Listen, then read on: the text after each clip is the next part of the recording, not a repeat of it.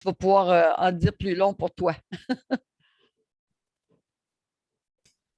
Est-ce que on fait faire une prière par Paul? Oui, on peut commencer avec une prière si Paul. Oui, une prière chant. OK. Beaucoup de soleil maintenant. Je vais faire le chant du soleil. Ça va pour tout le monde? Bien sûr. Jesus kapamina kona pima kesewe Yahweh Yahweh Yahweh Yahweh Yahweh oh. Yahweh Yahweh Yahweh Yahweh Yahweh Yahweh Yahweh Yahweh Yahweh Yahweh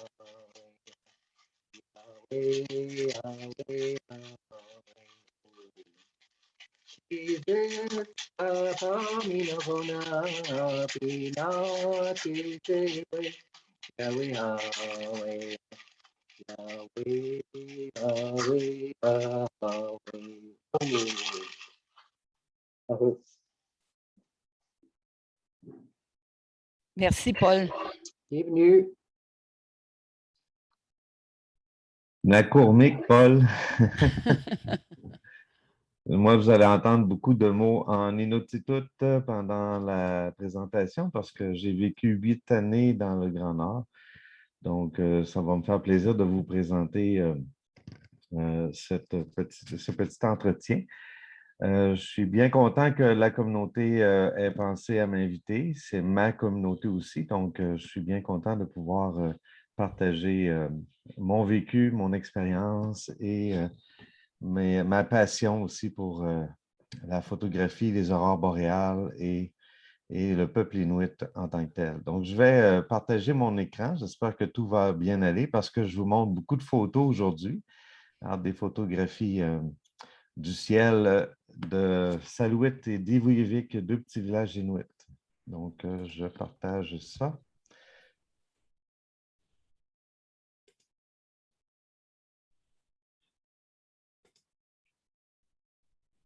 Est-ce que ça va? Oui. Oui, vous voyez les sujets que je vais aborder dans les 3 entretiens que j'aurai avec vous tous. Oui, c'est bien. Donc, pardon? Je dis, on entend bien. Bon, merci Yvan. Si vous avez des questions, gênez-vous pas non plus. Là. Je suis habitué, je suis enseignant au Salésien ici à Sherbrooke, donc je suis habitué d'être interrompu très souvent par mes élèves qui ont toujours des questions à me poser sur la matière que j'enseigne. Alors, comme vous pouvez voir, il y a 3 sujets que je vais aborder. Aujourd'hui, ça va être mon vécu auprès des communautés de Salouit et d'Ivuyivik, ainsi que les aurores boréales, les Hatsanehit, alors pour les Inuits. La semaine prochaine, on m'a demandé de vous parler de la cosmologie selon les Inuits, donc comment ils voient le monde céleste, les étoiles et comment ils représentent les constellations. En janvier, on m'a demandé de présenter aussi une cosmologie, mais pour un peu plus des communautés Ojibwe, pour les différentes communautés. Donc, aujourd'hui, ce que je vais vous présenter, vous voyez le voyage au Nunavik, tout va bien? Marianne, il faut que tu me dises si tout va bien, là. Oh oui, ça va bien. OK, parfait. Parce que je n'étais pas sûr qu'on le voyait. Alors, je vais parler un petit peu de ce qui m'a amené à prendre une décision un jour de monter au Nunavik pendant quelques années. Donc, un historique, la décision. Le départ et mon arrivée là-bas, donc quitter le sud pour aller dans le Grand Nord du Québec et vivre un peu les chocs culturels aussi. J'ai appelé après ça, il y a comme 3 étapes qui sont importantes. Une étape d'observation. J'observe un petit peu comment est-ce qu'est la communauté là-bas. Ensuite, je fais des expérimentations, autant au niveau pédagogique à l'école, parce que je suis allé enseigner là-bas, autant au niveau des aurores boréales. Après ça, ben, mon investissement personnel, ma contribution à la communauté. Et là, ça a débordé beaucoup. Là, ça a été dans la communauté internationale. Ce que j'en ai retenu, mon héritage personnel et les diverses conclusions que je peux apporter. Donc, un petit entretien que je souhaite aller dans les temps tels qu'on m'a demandé, bien simplement. Alors, si vous ne connaissez pas le Nunavik, je vous ai placé une très belle carte ici, très jolie carte. Je ne sais pas si... est-ce que vous voyez mon pointeur laser? Oui, on le voit très bien. OK. Donc, le Nunavik, c'est 14 villages. Ça part de Kuujjuaq, Umiwak, Inukjuak en montant pour Vornituk, Akulivik, Ivulivik, Saluit, Kangersujuak, Kwaktak, Kangersuk, Opaluk, Tassiwak, Kuujjuaq et le plus facile à dire, Kangerswarujjuaq. Alors, c'est 14 petits villages. Je vais essayer de tout vous présenter ça bien simplement. Sur le côté est des villages, on appelle ça le côté de la baie d'Ungava. Alors, ces villages-là font partie de Ungava. Et de l'autre côté, on les appelle les villages de la baie du Tson. Donc, c'est divisé en deux. Et Salouit, en haut complètement, c'est le village où est-ce que les voies aériennes arrêtent le soir. Donc, on part de Montréal et on finit ici à Salouit, un petit village. Le plus au nord du Québec, c'est Ivuyivik, où j'ai vécu pendant 2 ans, et Salouit pendant 6 ans. Donc, mon historique, 2 petites choses qui m'ont marqué. Alors, mon prénom, comme vous pouvez voir, Sylvain est une divinité romaine qui est protectrice des forêts et des bois et des champs. Alors, ça m'a marqué de prendre conscience de ça dans ma jeunesse.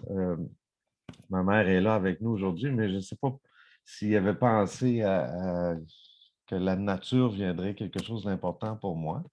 Mais j'avais comme, à cause du choix de mon prénom, ça m'a comme marqué un peu d'être associé à une divinité qui protégeait les bois, les champs, les forêts. Donc, j'ai senti un appel à la nature à cause de mon prénom. Et du côté ancestral, ben, aussi longtemps que je me rappelle, là, je ne me souviens pas exactement quand est-ce que j'ai eu cette information, mais on savait qu'on avait du sang autochtone dans la famille, issu du côté de ma mère, qui était, je pense, c'est son arrière-grand-mère, qui s'appelait Célina Gott-Simard, mais là, on a découvert autre chose par la suite au niveau des origines. Donc, tout ça m'habitait, faisait que pour moi, j'étais des fois assez près de mes sources, bien simplement. Je vais enlever mon... et j'avais fait aussi une entrevue pour la commission scolaire CRI pour aller travailler là-bas, ma première année d'enseignement, mais j'avais eu un contrat dans le sud, donc je n'étais pas allé à la commission scolaire CRI, mais j'avais quand même eu de l'intérêt pour aller là-bas. La décision. Alors, ma conjointe et moi de l'époque, donc Anne et mes 2 enfants, on avait, bon, Anne et moi, on avait 18 ans, 19 ans d'expérience en enseignement. Et on commençait à être un peu blasé. Ce qui arrive, on a besoin d'un ressourcement à un moment donné pour aller se changer les idées. Donc, on est allé passer une entrevue à la commission scolaire Kativik. Alors, vous voyez là le beau logo, hein, un igloo, avec tous les lettrages en syllabique. Et puis, ben, on avait rencontré quelqu'un qui nous avait incité à aller là-bas, qui avait essayé de nous expliquer les choses sur lesquelles on pouvait avoir peur, tous les problèmes locaux là-bas. Et puis, ça nous avait rassurés. Donc, on a décidé d'aller faire un tour à l'entrevue. Et à l'entrevue, ben, moi, j'ai été retenu comme premier choix. Et puis, bon, Anne a été retenue aussi par la suite. Et après ça, on a organisé le voyage. Mais on avait décidé que c'était une occasion d'aller se ressourcer, d'aller dans un milieu très différent, vivre un dépaysement et d'y aller pour 1 an. Donc, moi, en 19 ans, c'était la première opportunité que j'avais dans la commission scolaire des navigateurs à Lévis. La première opportunité d'avoir un poste permanent. Et puis, dans cette première année-là de poste permanent, j'ai décidé de partir à Kativik, alors d'obtenir un congé pour 1 an. Le départ. Donc, 3 compagnies d'aviation qui nous ont hébergés, c'est-à-dire accompagnés tout le long. Moi, je n'avais jamais pris l'avion, là. Alors, d'ailleurs, j'ai pris des petites précautions en partant. Alors, un sac blanc qu'on prend dans les avions.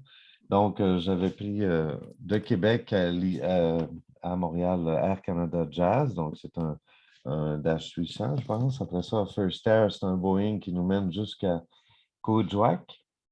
Et puis là, ben, on allait dans un petit village. Donc, on prenait Air Inuit avec un Dash 8 pour aller dans le petit village de Kangirsuk. Donc, pour moi, c'était une nouvelle expérience, là, et les enfants aussi, de voyager en avion, mais j'ai vaincu cette première peur-là, ce premier choc, mettons, de ce voyage.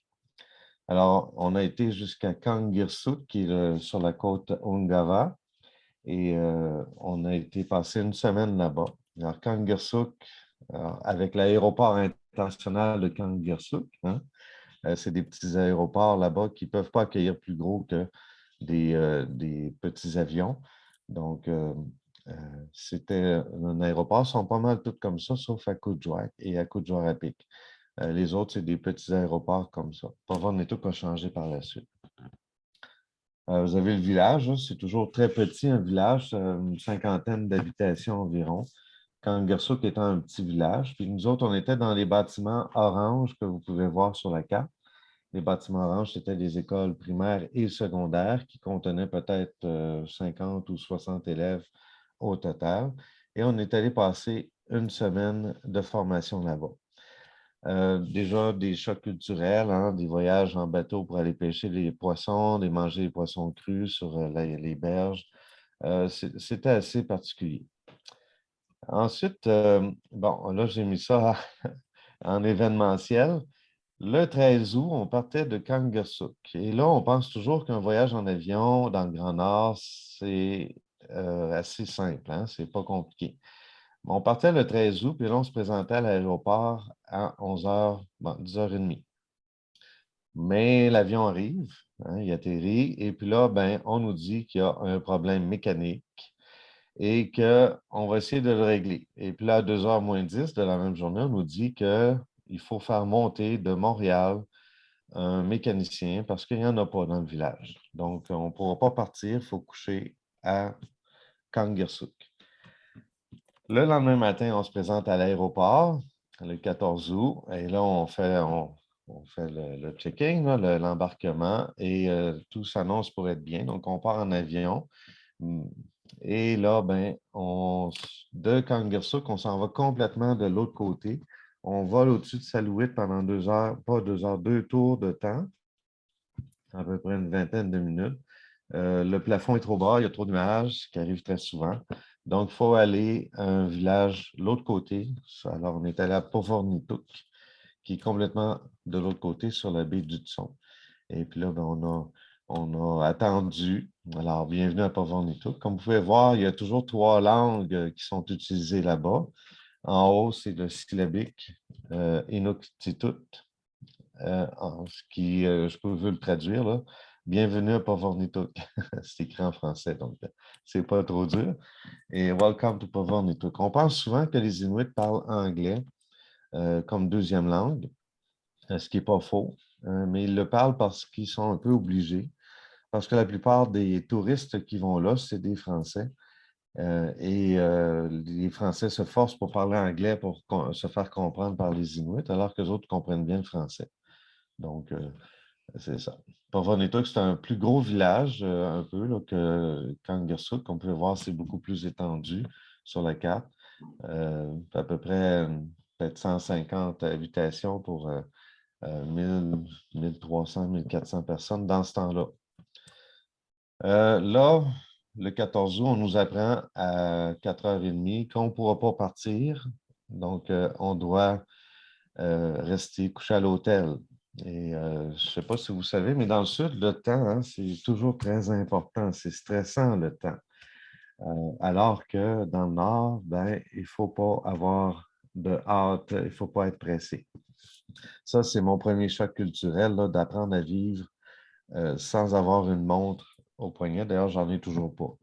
Donc, apprendre à vivre selon le temps, selon ce qui se passe. Donc, le lendemain, on part à midi moins quart et là, on s'en va à Salouit. Est-ce qu'on va pouvoir y arriver? Des inquiétudes avec 2 jeunes enfants de 3 ans et 4 ans. Est-ce qu'on va pouvoir se rendre à destination? Alors oui, on s'est rendu à Salouit, qui est complètement en haut, dans un petit vol de 2 heures. Alors, on est arrivé à l'aéroport international de Salouit, qui est situé à peu près à 4 km du village. Et puis là, ben, on a pu descendre dans le petit village. Vous pouvez voir, c'est 1200 à peu près de population. Et nous, on habitait sur le côté est du village, nord-est. Et l'accueil se fait en Inuktitut, en anglais, Halunaktitut. Halunat veut dire les étrangers, les gros sourcils. Alors, dans ce temps-là, c'était des anglophones qui venaient dans le village et qui étaient des Halunat. Donc, et ceux qui parlent anglais, on les appelait les Halunaktitut, ceux qui parlent le Halunat. Mais les Français ne pensaient pas que c'est mieux, là. Alors, bienvenue à Salouit. Les Français, eux autres, on les appelait les Wirititut. Pourquoi on les appelait comme ça? Alors, ceux qui parlent le Wiri, alors c'est parce que souvent, les francophones, quand ils parlaient ensemble, ils se faisaient toujours demander quelque chose comme est-ce que ça va bien? Puis là, les gens répondaient oui, oui. Hein? Est-ce que tu veux ci? Oui, oui. Est-ce que tu veux ça? Oui, oui. Alors, ils ont dit tous ceux qui parlent le oui, oui. Alors, c'est devenu le Wirititut, donc le français pour les Inuits. Le deuxième gros choc culturel qu'on a vécu à l'arrivée, c'est la première commande d'épicerie. Alors, je ne sais pas combien, Yvan, tu pourrais estimer ça, cette épicerie-là, là, hein? Mais mettons peut-être 30 $ ici dans le sud. Alors, là-bas, c'était 57 $ pour ces aliments-là. Alors, déjà, c'est un choc culturel là, au niveau le temps, au niveau des valeurs aussi, des biens là, qu'on pouvait acheter. Et l'arrivée, bon, ben, on a rencontré des petits enfants. Moi, c'était des adolescents. Anne, c'était des enfants du primaire. Sur la photo, vous voyez des petits visages inuits, hein, n'est-ce pas? Sauf que, je vais vous montrer, Rebecca, qui est tout de suite en avant, son père est blanc, il est de Sherbrooke. Hein, son père s'appelle Daniel. Le petit au fond complètement à droite, c'est Martin. Martin, son père est blanc. En avant de lui, c'est Denis. Denis, son père est blanc. En avant de lui, c'est Yannick. Son père est blanc. Sa mère est inuit. L'avant-dernière à gauche, c'est Kaylin. Kaylin, son père est blanc. Et finalement, Jenny Poxley, qui est la dernière au fond, mais son père aussi est un blanc. Donc, la majorité sont inuits, mais il y a eu beaucoup de mélange avec le temps là, dans les origines. Mais c'est des enfants qui sont très espiègles, très tannants, comme des enfants qu'on peut retrouver au sud, et qui sont très attachants. Et ils aiment beaucoup, beaucoup, beaucoup ricaner, jouer des tours et nous faire, mettons, en faire baver un petit peu. Une des choses qu'ils sont très, très contents de faire à notre arrivée, c'est la prise de présence pour la première fois. Alors, nommer les noms, et ça les fait toujours rire parce que les autres, c'est du syllabique, les prononciations ne sont pas pareilles.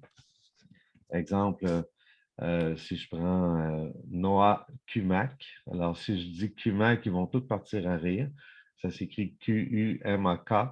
Alors, la prononciation exacte, c'est Noah Humak. Mais quand on ne le sait pas, les autres, ça les fait rire. Natacha Angoutigirk, c'est vraiment beaucoup de phonétique, la manière dont ils écrivent les mots. Donc, il faut apprendre la phonétique pour apprendre à parler correctement. Parce que je pense que les premiers qui sont arrivés ont vraiment utilisé la phonétique pour comprendre le langage. Il y a des fêtes. C'est un groupe de gens des villages qui aiment beaucoup, beaucoup fêter, qui aiment beaucoup se retrouver, pouvoir partager aussi. Donc, ça, c'est une découverte aussi à l'arrivée. C'est un choc un peu culturel dans le sens que dans le Sud, on est très solitaires, hein, indépendants les uns des autres. Là-bas, ben, c'est des petits villages.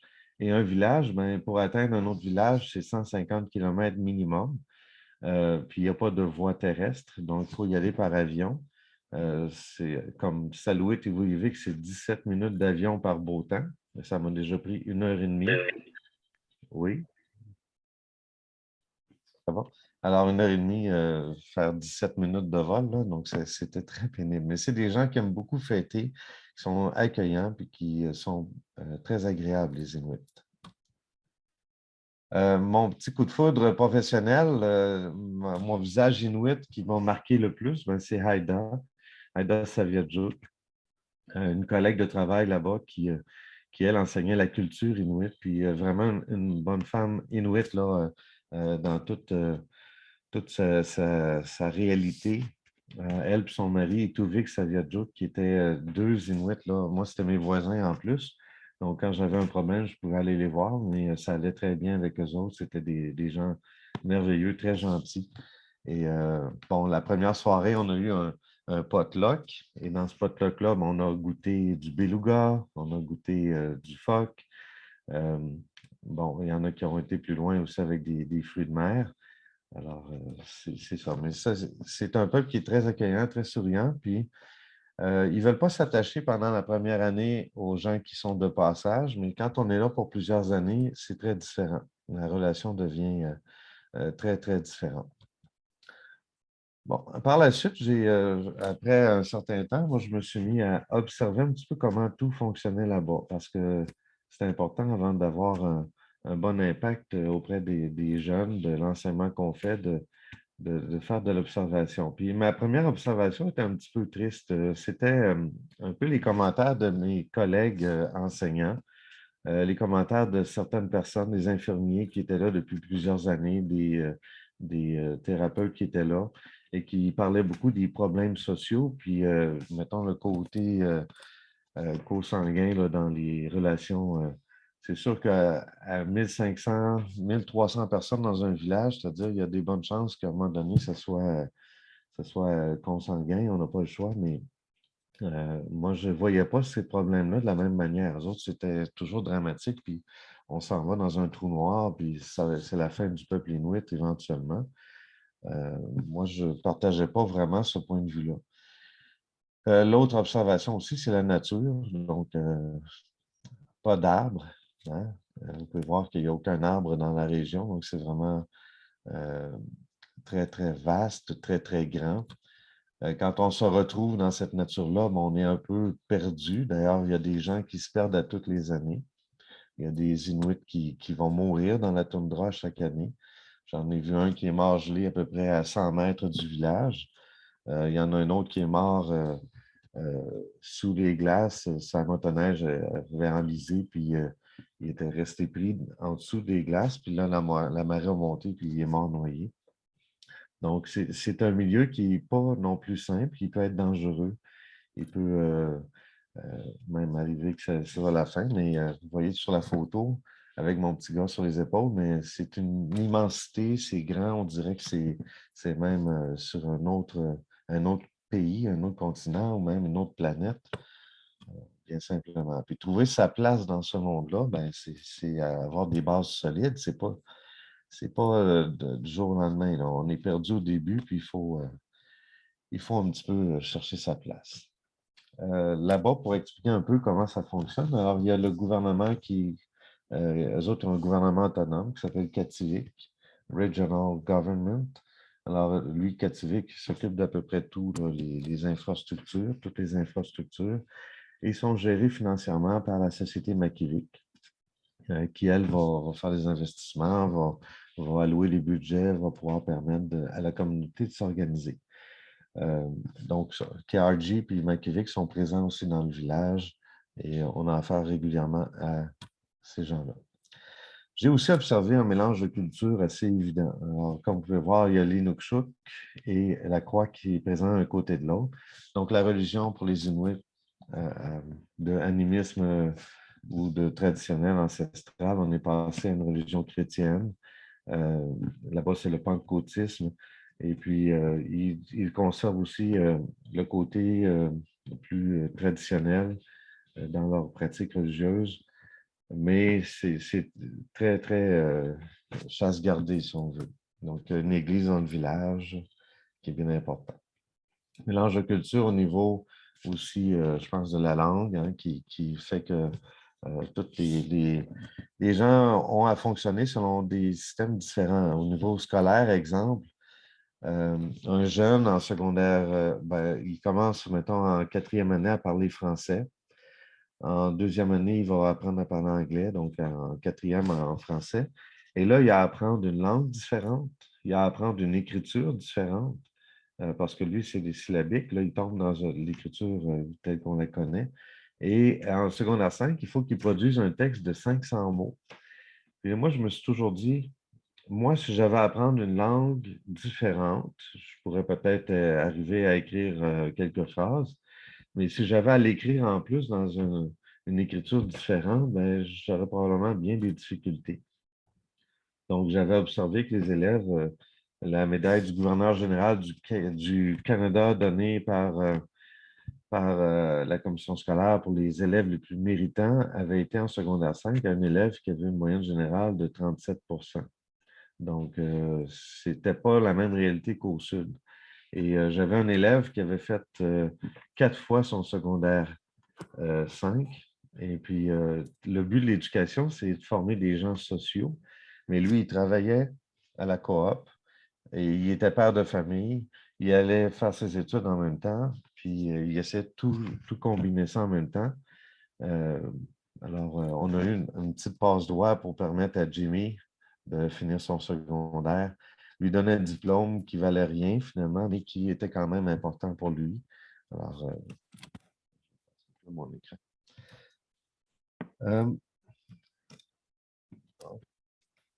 Excusez. Les maisons, aussi un autre petit choc. C'est Oh, c'est de la merde, ça. le soleil dans mon écran. Les maisons sont sur pilotis là-bas. Donc, comme vous pouvez voir, nous, on avait la moitié de la maison.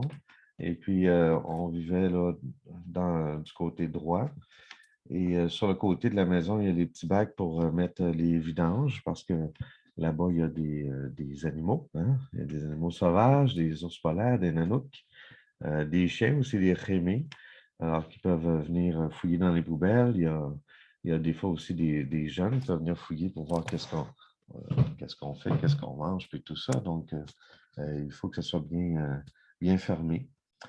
Sur la maison, dans le devant, il y a la lumière qui est éclairée, là, mais à côté, il y a des petites lumières qui sont rouges et qui indiquent la réserve d'eau. Donc, ça aussi, ça a été quelque chose d'un peu spécial, fonctionner avec les réserves d'eau. On a quelqu'un qui passait aux 2 ou aux 3 jours pour nous donner de l'eau. Puis, on avait les eaux usées.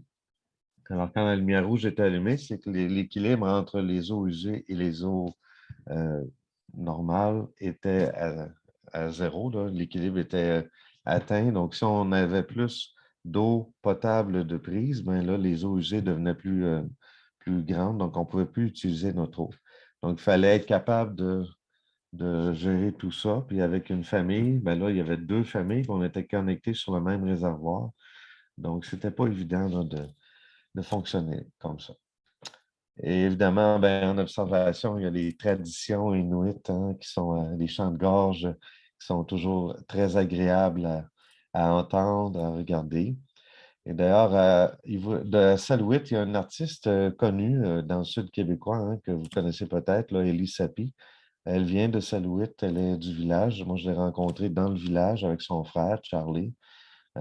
Puis Élie Sapi, si vous ne la connaissez pas, moi, je vous la recommande. Là. C'est une chanteuse inuit là, qui nous fait des très, très belles prestations, autant en français, en anglais qu'en inuktitut. Il y en a d'autres aussi dans d'autres villages, là, Béatrice Deer notamment, qui elle, est du côté de Kangasuk, de Huatak. Et en décembre, j'ai reçu ma motoneige. Et ça aussi, c'est un mode de transport très différent. Moi, je n'aimais pas ça, la motoneige. La seule fois que j'avais essayé ça, ça sentait le gaz à tour de bras quand j'avais fini. Puis, je n'avais pas aimé ça. Mais dans le Nord, on n'a pas le choix. Hein? C'est le mode de transport numéro 1, l'hiver. Et l'hiver, on s'entend que ça commence au mois d'octobre et ça finit au mois de mai. Donc, voyager en motoneige, on n'a pas tellement le choix, c'est le mode de transport. Et puis, bon, c'est ça, apprendre à conduire. Cette petite motoneige-là, ben, ce n'était pas une motoneige puissante qui faisait du millage excessivement de la vitesse et tout ça. C'était une motoneige robuste qui n'allait pas nécessairement vite et qui pouvait nous permettre d'être les 4 sur la motoneige. Là, vous me voyez avec les 2 garçons en train de conduire férocement dans la toundra sauvage avec des loups qui me courent après. Non, c'est pas vrai, là. Je descendais de l'aéroport tout simplement avec mes enfants.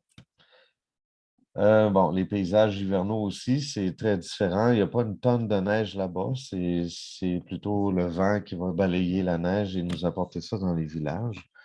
Donc, c'est des paysages qui sont à couper le souffle, là. Juste le paysage en tant que tel est déjà hallucinant. Le froid est hallucinant aussi. En janvier, ça peut atteindre facilement moins 40 là, la température. Si on ajoute les vents, ben, c'est fait un petit peu pour les orteils. Il faut s'habiller. Une chose que j'ai remarqué là-bas, c'est qu'il n'y a pas de mode. Hein. Ici, dans le sud, la mode est bien importante, mais dans le nord, il n'y en a pas. Tout le monde est habillé, là, puis il reste juste les yeux qui dépassent. Puis quand on se rend compte, ben, le langage dans le temps, c'était quand on se rend compte d'une place à l'autre, mettons, je saluerais Paul, mais je dirais Paulien, Paulien, puis là, Paul me dirait hein. Fait que c'est des salutations bien simplement. Donc, c'est très simple. Souvent, c'est un pouce, un thumbs up, un pouce par en bas ou les yeux. Alors, ça, c'était une chose que j'ai remarqué dès le début. On prend les présences, puis là, on parle un petit peu, on se présente, puis là, on dit est-ce que vous m'avez compris? Puis là, il n'y a pas un Inuit qui répond, un jeune qui répond. Alors, pourquoi? Mais parce qu'il parle avec les yeux. Puis là, ben, comme professeur, on est porté à dire hey, vous ne m'avez pas entendu, je vous ai demandé si vous avez compris. Là, ben, ça fait partie de leur humour. Là. Ils répondent tout le temps avec les yeux. Ça, c'est oui, avec les yeux dans les airs. Puis en fronçant un sourcil, c'est non. Alors là, quand on prenait une présence, on disait bon, est-ce que Noah est là? Ben, il levait les yeux. C'était la manière de reconnaître. Alors, la première fois, c'était toujours un peu comique. Mais dans la toundra, quand on demandait à quelqu'un est-ce que ça va bien, ben, c'était avec les sourcils qu'on voyait si tout était correct. Bon, quelques expériences de glace. La glace, c'est une réalité. Un jour, pour aller me promener sur la glace avec ma motoneige, il a fallu que je prenne mon courage à 2 mains. Mais j'ai eu de l'air un peu fou parce que la glace est à peu près 10 pieds d'épais. Donc, ça prend 6 pouces pour circuler normalement, sans trop de danger.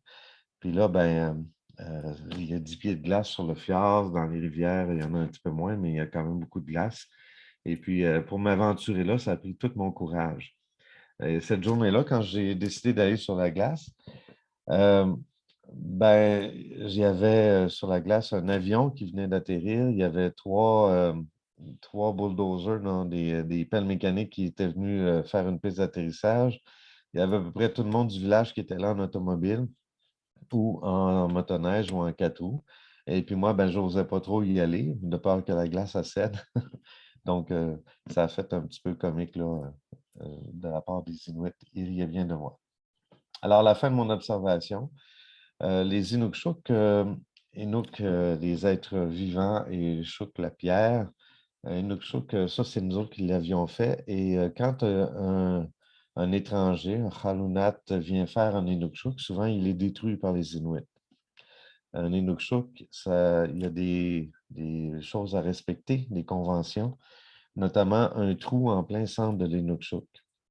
Le trou est fait pour, quand on place l'Inukshuk sur une montagne, pour regarder l'autre Inukshuk sur une autre montagne à partir du trou. Et ça indique les chemins à suivre. Et puis, si le Halunat vient faire un Inukshuk, ben, il va être jeté à terre parce que ce n'est pas selon la tradition inuite. Et bon, les paysages, toujours à couper le souffle. Il y a des gens qui s'aventuraient à faire du camping dans Toundra. Ma collègue Maryse, qui était allée faire du camping, elle s'était réveillée le matin avec peut-être 200 caribous autour d'elle. Donc, elle avait été un petit peu surprise de cette réalité. Comme vous pouvez voir, les paysages, c'est vraiment à couper le souffle. C'est grandiose. Là, on parle du 21 mai. Vous pouvez voir qu'il y a encore de la glace. Je sais que vous avez parlé un peu du réchauffement climatique dans les rencontres précédentes. Avant, dans les villages inuits, ils allaient pêcher le phoque jusqu'à 100 km du village au mois de juin, au mois de juillet. Ils s'aventuraient, là, il fallait être courageux là aussi, mais ils pouvaient aller très, très loin. Et maintenant, ce n'est plus qu'à peut-être une dizaine de kilomètres maximum du village qu'ils peuvent aller. Alors, et ça finit au mois de mai. Après le mois de mai, ils ne s'aventurent plus sur les eaux, il n'y a plus de glace. Donc, réchauffement climatique, là-bas, on le vit d'une manière très, très différente là, du Sud. Le Sud, quand on en parle, souvent, les gens sont Ah oui, ça va venir un jour. Là-bas, le jour, il est déjà arrivé. Donc, c'est une observation que j'ai pu faire là, dans le village de Salouit, qui est quand même un des plus au nord du Québec, là, où est-ce que c'est froid. Et on voit des abeilles arriver, on voit des ours noirs arriver.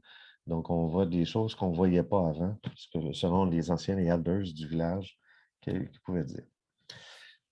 Deuxième année, donc, je m'en vais expérimenter là-bas. Donc, là, je vais expérimenter. On a rencontré pendant l'été un chasseur d'aurore boréale connu qui s'appelle Gilles Boutin. Et Gilles, il a dit, mon rêve, c'est d'aller au Nunavik. Je veux aller au Nunavik. Est-ce que vous pouvez m'organiser un voyage dans lequel je viendrais expliquer c'est quoi les aurores boréales aux Inuits? Fait qu'on lui a arrangé un voyage et Gilles est venu. Attendez, ouais, il est venu, mais là, moi, j'ai fait des expériences avec mon appareil photo. Ça, c'était ma première photographie d'aurore boréale. Alors, loin de ce que ça va être dans quelques années, vous allez voir. J'avais gagné un concours de photo à l'école, organisé par l'école. Donc, j'avais pris Dalassia Tagotaluk en photo, et qui était en train de regarder une de ses photos, mais c'est moi qui ai gagné le concours, pas elle. Donc, j'avais eu droit à un premier prix. Je pense que c'était un pain là, qui était fait par quelqu'un du village. Donc, au concours. Gilles, bon, il s'en venait le 21 octobre, donc on avait réussi dans les aurores boréales du 14 octobre à prendre des photos pour lui dire qu'on l'attendait à Salouit. Et là, Gilles est arrivé avec sa fille Sarah, un chasseur émérite d'aurore boréale qui m'a guidé vers la compréhension du phénomène. Et puis là, ben, dans la théorie, si vous ne la connaissez pas, ben, il y a beaucoup de choses qui sont dites sur Internet, mais en bref, le Soleil va faire des éruptions solaires ou des éjections de masse coronale, puis ça va tout s'en aller vers la Terre, ben, vers partout dans l'univers, mais il y en a qui s'en viennent vers la Terre, comme ce soir, c'est supposé être une soirée d'aurore boréale en Estrie. Et les vents solaires s'en viennent vers la Terre, puis là, ça frappe le champ magnétique, puis ça va rentrer par les deux pôles pour ce qui a rentré. Alors, le pôle nord, le pôle sud. Donc, il y a des aurores boréales pour le nord et des aurores australes pour le sud. Et on peut les voir tout dépendant là, à quel moment de l'année, les conditions et tout ça. Mais dans le nord, on n'a pas besoin de se questionner. À Salouit, on sort dehors tout simplement. Si le ciel est dégagé, s'il n'y a pas de problème, ben, s'il y a des aurores, ce n'est pas l'été non plus, parce que l'été, c'est le soleil très souvent. Alors ça, c'est ma première photo. Gilles, il était sorti pratiquement tous les soirs avec moi. Là, on était sortis prendre des photos. Et lui, il avait le réflexe du Sud. Il y avait 3 appareils photo chargés à blanc, prêts à photographier les aurores boréales. Il pointe ça vers le nord, la Grande Ourse, puis il dit, je les attends. Et quand ils sont arrivés, les aurores, ben, ils sont sortis du nord, du sud, de l'est, de l'ouest, un peu partout dans le ciel. Fait que là, il capotait. Et là, il a dit un mot d'église que je ne répéterai pas. Mais ça m'a fait bien rire de voir que ça ne marchait pas son affaire, qui était dépassé par les événements. Puis là, en cours de route, ben, il y a un appareil photo qui avait gelé, puis là, ses batteries n'étaient pas correctes, puis il faisait à peine moins 10 degrés à ce moment-là. Et puis, mais ça, c'est une photo qu'on pouvait voir, ma première à moi là, de grosse aurore pour laquelle j'étais fier.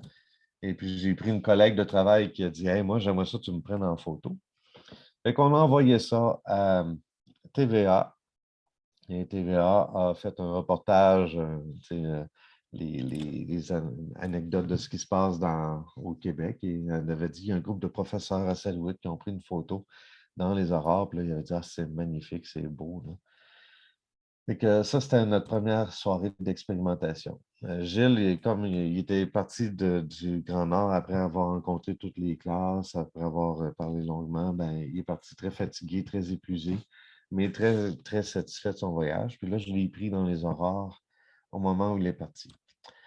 Après ça, ben là, je me suis amusé à faire de la photo. Alors, des aurores, essayer de comprendre comment on peut photographier et aussi à apprendre à apprivoiser le milieu, donc aller en montagne, aller loin du village, partir en motoneige, aller me promener. Donc, ma motoneige dans les aurores, en dessous de la constellation d'Orion, Orion. On verra pour les Inuits qu'est-ce que c'est la semaine prochaine. Il y a souvent des visions, hein, on dirait des fois des cosmonautes, on dirait qu'on est sur une autre planète, on dirait des sentiments nous envahissent quand on voit les aurores pour la première fois.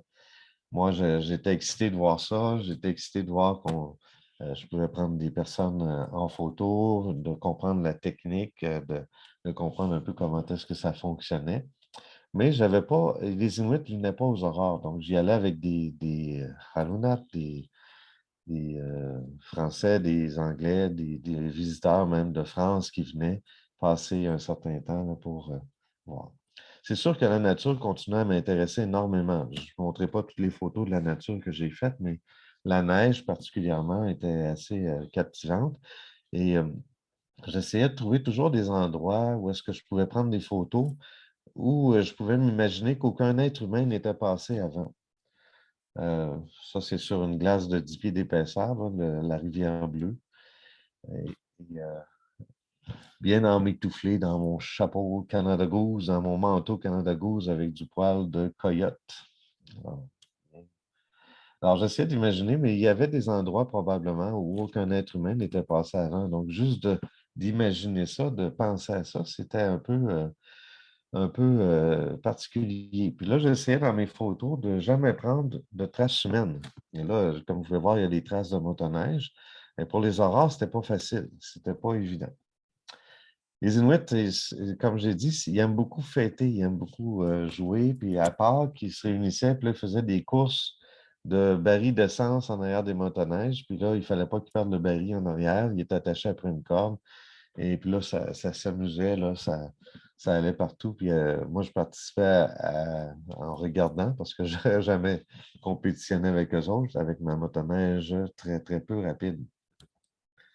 Et puis, bon, c'est ça, c'est ma dernière photo. Donc, je me questionnais un petit peu sur, là, la commission scolaire m'avait écrit, c'était ma deuxième année, elle m'a écrit une lettre datée du 11 avril que j'ai reçue le 8 ou le 9 mai suivant, me disant que j'avais jusqu'à la fin du mois d'avril pour signifier mon retour, sinon je perdais ma permanence. Puis là, ben, c'était bien triste parce que j'ai reçu la lettre après la date limite. Parce que peut-être qu'ils ont cherché mon adresse en bout de temps ou que la lettre s'est perdue. Il ne faut pas être pressé dans le Nord. Hein. Quand on commande quelque chose, des fois, ça n'arrive pas la journée qu'on l'attend. Bon, la deuxième année maintenant, bon, là, on va parler de ma contribution. Donc là, j'ai décidé de participer à la communauté internationale des aurores boréales. Et j'ai fait quelques photos, j'ai fait quelques essais, puis j'ai commencé à m'éloigner. Puis les premières photos, quand j'arrivais dans le Grand Nord, c'était toujours émouvant. Hein. Je revois mes aurores, c'est comme si elles venaient me saluer. Bon, c'était pas juste à moi, les aurores, mais moi, j'avais un sentiment. J'avais toujours les larmes aux yeux quand je voyais les premières aurores de l'année. Pour moi, c'était quelque chose un retour au Grand Nord. Puis si je retournais demain matin, ben, peut-être j'aurais encore les larmes aux yeux. Le 1er septembre 2007, vous voyez en haut complètement à droite, il y a un petit logo qui s'appelle, il y a un parapluie avec un S, c'est le site Space Weather, qui est le site de la NASA. Et ce site-là publie les photos, les meilleures photos des aurores boréales. Et cette date-là, le 1er septembre 2007, ben, ils ont décidé de prendre ma photo et de la mettre en première page du site de la NASA. C'était la première fois que ça m'arrivait. Gilles, mon collègue Gilles Boutin, ça ne lui est jamais arrivé, même encore aujourd'hui, jamais. Et puis, moi, c'était la première fois. Puis, comme vous pouvez voir dans les aurores, j'ai réussi à prendre les couleurs. Aussi, dans la photo du haut, il y a des couleurs mauves. Mais moi, à l'œil nu, je ne voyais que du blanc. Il y en a qui voient des couleurs. Peut-être que je n'ai pas assez d'attention vis-à-vis des aurores pour bien voir ça. Mais là, on était parti, un groupe d'à peu près 20 enseignants. Et puis, moi, j'avais mis cette photo-là, la photo qui a été publiée dans la NASA, j'avais mis l'appareil photo sur le 4 août d'une collègue. Puis j'ai dit, bon, on va prendre une photo comme ça. Et puis, quand je l'ai développé, j'ai envoyé à la NASA sur le site Space Weather, puis les autres, ils l'ont apprécié. J'aimais beaucoup, comme j'ai dit, prendre des photos sans traces humaines le plus possible. Alors, c'est un exemple. Mais même là, il va y avoir des traces humaines. Là. Il y a un sentier qui passe en plein milieu que moi je vois, là, puis c'était quand même des traces humaines dans tout ça. Il y avait des formes particulières, il y avait des techniques à développer. Ça, c'est un genre de tire-bouchon qui est fait dans les aurores, puis ils étaient très intenses. Là-bas, on est dans le terrain de jeu des aurores. Il y en a, il y en a, il y en a, il y en a. Alors, presque à tous les jours, dès qu'il fait beau. Alors, il s'agit d'être patient puis d'y aller au bon moment. Au mois de janvier, alors nous étions allés encore une fois plusieurs professeurs. Et là, j'ai photographié le serpent des aurores. Encore le petit logo de la NASA. La NASA, quand ils ont vu ça, ils ont mis ça en première page, encore une fois. Alors, mon serpent des aurores qui était quelque chose de très, très grand. Mais on est allé le lendemain en motoneige sur le fjord. Le fjord est devant le Salouette. Et puis, on a découvert qu'il y avait des petits ours polaires sculptés dans la neige. Ce pas des vrais ours, n'ayez pas peur. Je n'ai pas risqué ma vie à ce point-là. J'aurais eu plutôt même l'envie de me cacher.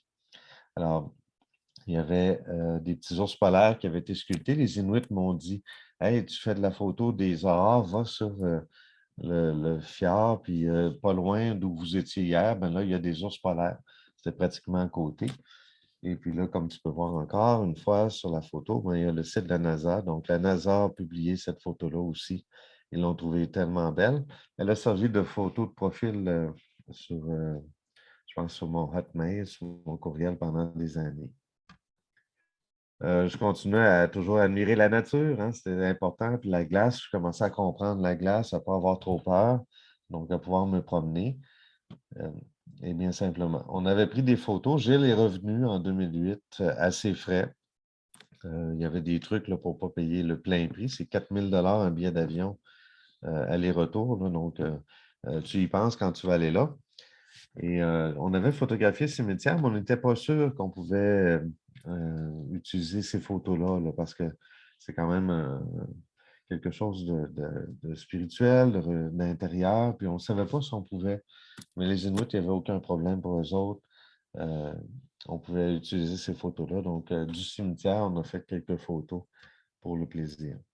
Quand on sortait à moins 40, ben, on avait des petits problèmes d'appareil photo qui pouvaient geler, de lentilles qui pouvaient geler. Il y avait des trucs qu'on a développés par la suite.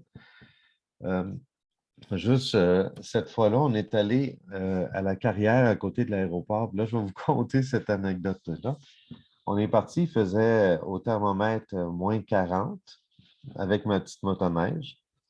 Et puis, sur les patins en avant, en arrivant en haut à l'aéroport, ben, il fallait passer sur le chemin de Garnotte qui était gelé sur de la glace.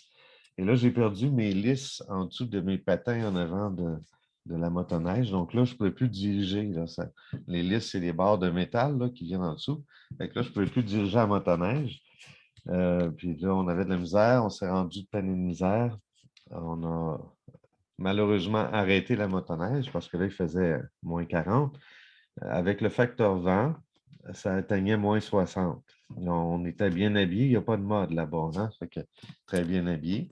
On est allé faire quelques photos. Nos appareils ont gelé. À peu près l'équivalent de 15 photos chacun. Nos appareils ont gelé. On est revenu à la motoneige.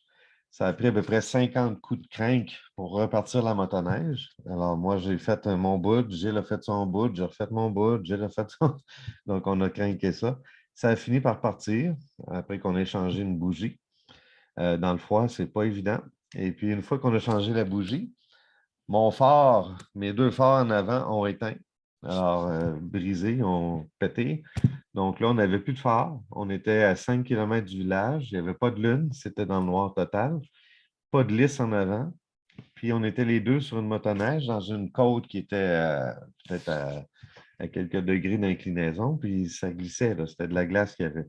Fait qu'on a eu bien du fun à revenir au village dans un foie de canard. Sibérien, mettons, ça serait peut-être mieux même. Donc, on est retourné. On a eu la possibilité de faire ce voyage-là. Puis, j'ai pris une photo encore une fois là, qui a été bien appréciée, comme celle-là aussi avec les couleurs. On ne les voit pas à l'œil nu, les couleurs, hein, mais c'est juste une intensité, une force dans l'aurore qu'on peut voir d'une manière plus précise.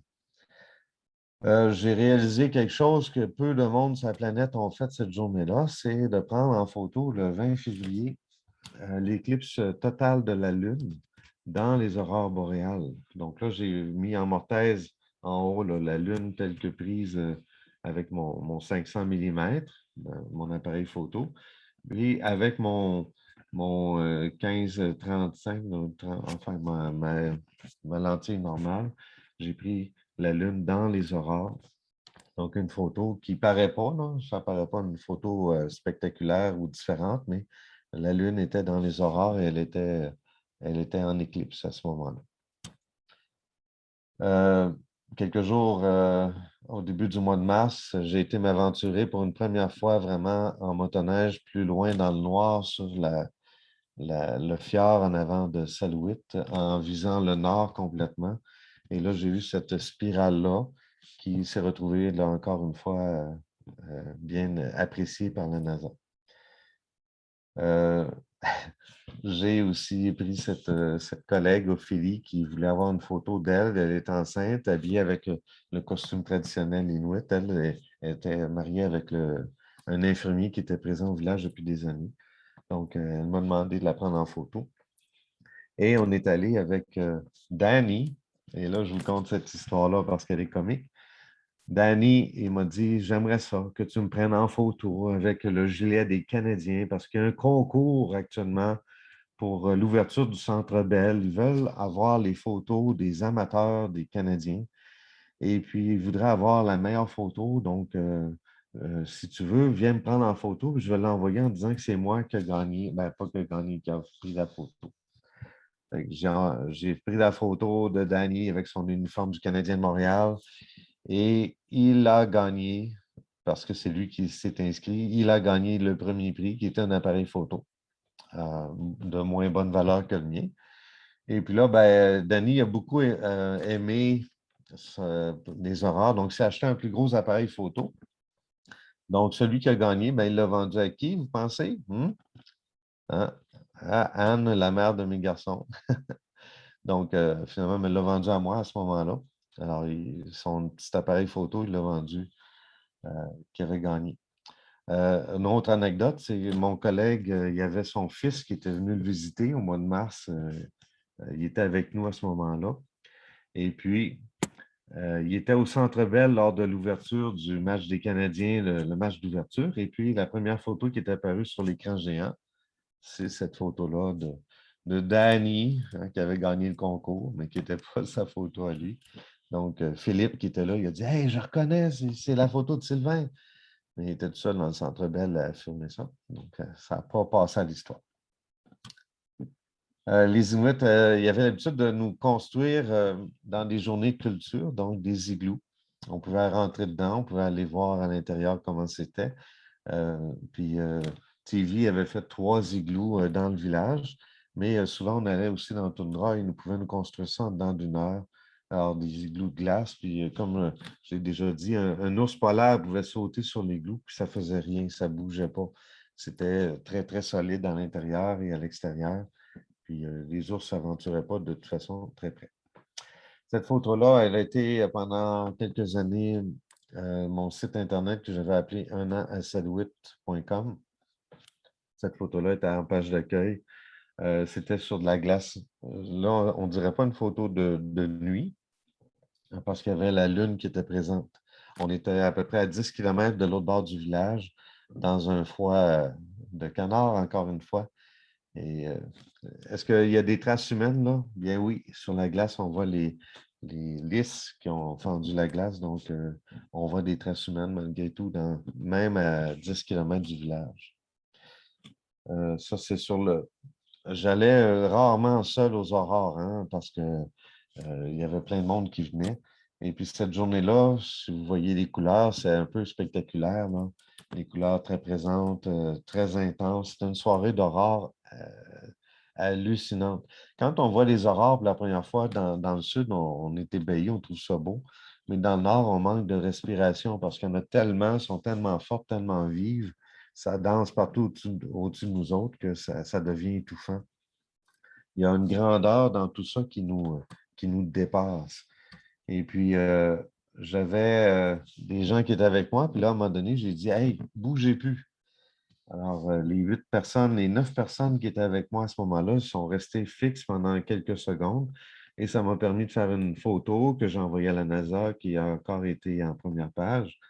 Et là, il y avait des couleurs, il y avait une thématique. Là, j'ai des photographes allemands qui m'ont écrit en disant, hey, inscris-toi à des concours, tu vas gagner tous les concours avec ça. Je n'ai pas participé à de concours avec cette photo-là, mais parce que finalement, elle n'était pas en format géant, elle était en format plus petit, donc on ne pouvait pas les imprimer. Donc, des soirées d'aurore spectaculaires à couper le souffle, là, j'en ai vécu, j'en ai eu. Les gens, des fois, sont un petit peu fous quand ils sont dans les aurores. J'en ai vu de toutes les sortes. Il y en a qui s'assoient pour regarder les aurores, il y en a qui sont en état d'émerveillement, puis qui ne bougent pas, ils sont saisis. Il y en a qui ont hâte de retourner au village parce qu'ils ont froid. Alors, sur les motoneiges, les gens ont hâte de retourner. D'ailleurs, souvent, les gens qui retournaient, ils manquaient le spectacle, qui arrivait des fois 10 minutes après leur départ. Et puis, il y en a d'autres qui se disent, hey, aujourd'hui, c'est la journée de la Terre, 28 mars, on va faire un signe spécial, on va faire quelque chose. Donc, ils se mettaient en rond, puis ils faisaient un symbolique. Alors, moi, j'ai pris en photo et envoyé ça à la NASA. Et la NASA, encore une fois, a dit, hey, on va la prendre. Belle photo. Là, après ça, ben, je vais y aller plus rapidement pour les prochaines, là, mais toutes les couleurs, quand je suis arrivé au mois d'août 2008, retrouver les couleurs dans les aurores sur l'appareil photo. Encore une fois, les émotions ont monté. Encore une fois, la joie de retrouver les aurores. Et là, des photos qui ont été prises par la NASA. Donc, une collègue qui était en train de les photographier elle aussi. Alors, là, toute la couleur verte sur le sol. Puis celle à droite, c'est une photo un peu spéciale. On dirait une forme, soit un oiseau, un être vivant là, qui est là et qui sort de la terre. Alors, c'est une photo aussi assez particulière avec des couleurs très, très coupées, hein. Ça, c'est la journée de ma fête. Il y avait une fête pour moi à la maison, puis tous les amis étaient là, les collègues de travail. Puis là, j'en ai un à un moment donné, j'accroche, je dis, hey, Guillaume, ça te tente-tu d'aller faire un tour sur la Fiard parce que là, c'est ma fête. Aujourd'hui, j'aimerais ça faire une photo. Fait que ça a donné une photo assez particulière que j'ai encore une fois envoyée à la NASA et qui ont publié. La journée Dream Whip que j'ai appelée, pleine lune. Dans le sud, quand il y a de la pleine lune, on ne va pas tellement aux aurores. Mais dans le nord, on a toujours la chance de voir des belles choses. Puis là, ben, c'était une trace presque pas de traces humaines là-dedans. Donc, on pouvait avoir des photos. Là, j'avais mon ami Carole qui, lui, allait souvent, une fois que j'avais pris ma photo, il restait garoché dans le paysage que je venais de filmer, de photographier. Fait que je ne pouvais pas utiliser ça. Le 14 février, il y avait un genre de visage dans le haut du ciel qui apparaissait. Donc, c'est facile pour les Inuits d'imaginer des esprits dans les aurores. Donc, les autres, je n'étais pas encore allé aux aurores avec les Inuits, mais les Inuits, ils disaient c'est un esprit qui est dans le ciel, Hatsanehit. Et puis Hatsanehit, qui veut dire les lumières du ciel, les lueurs. Si tu ne rentres pas à l'intérieur de la maison, tu vas te faire couper la tête, puis les esprits vont jouer avec ta tête comme un ballon de soccer. Donc, il faut que tu rentres chez vous. Ben là, évidemment, c'est un peu comme le bonhomme 7 heures pour nous autres dans le sud, là. Donc, eux autres, ils ne croyaient plus ça à un moment donné parce qu'ils avaient compris que c'était pas ça. La photo de droite, c'est une photo qui date du mois d'avril 2009, vers la fin du mois d'avril. Puis c'était quand même assez rare de voir des aurores à ce moment-là. Donc, en Norvège, la saison était finie au mois de mars, fin mars. Nous autres, ça allait jusqu'en mai. Alors, la saison était plus longue. 2009, quand je suis arrivé, bon, encore une fois, les couleurs, encore les émotions qui étaient là présentes.